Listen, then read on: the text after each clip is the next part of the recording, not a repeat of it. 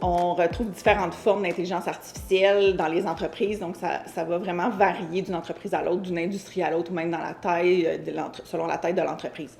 Donc, par exemple, on peut penser au traitement massif de données qui vont aider à la prise de décision, ou encore à l'utilisation des chatbots qu'on connaît quand on va sur un site web pour le service à la clientèle, donc cette interaction-là avec un robot plutôt qu'avec un humain. Donc, c'est des formes fréquentes qu'on va rencontrer d'intelligence artificielle dans les entreprises. Plusieurs entreprises, par contre, ne sont pas encore rendues là. Donc, et plusieurs se retrouvent plutôt avec une dette technologique qu'ils tentent de rattraper. Donc, ils vont plutôt avoir recours à des technologies plutôt standards ou des technologies de fondation plutôt que de se retourner vers des technologies émergentes. Par contre, on oublie souvent qu'en 2023, quand on fait une mise à jour d'un ERP, par exemple, ben, on a recours à l'intelligence artificielle parce que les éditeurs de solutions, maintenant, intègrent l'intelligence artificielle à leurs solutions.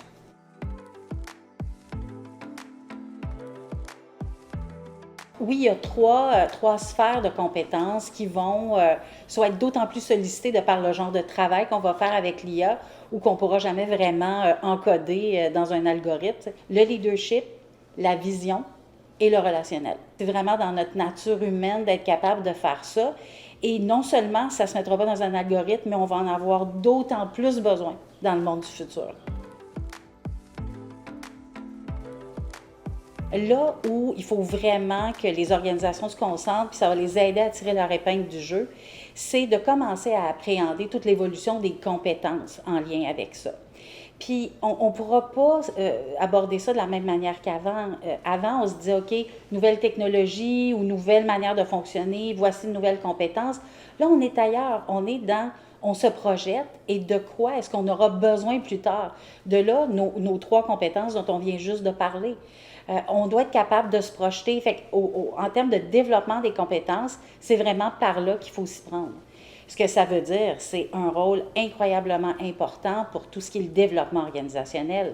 Parce qu'une fois qu'on va avoir cartographié, qu'on va s'être projeté, qu'on aura identifié nos pierres angulaires, nos futures compétences importantes, bien là, le développement organisationnel va être là pour dire comment on fait arriver ça, c'est quoi les différents parcours pour nos employés, comment on les soutient là-dedans. Et finalement, il y a la gestion de changement. Comprendre ce qui nous attend.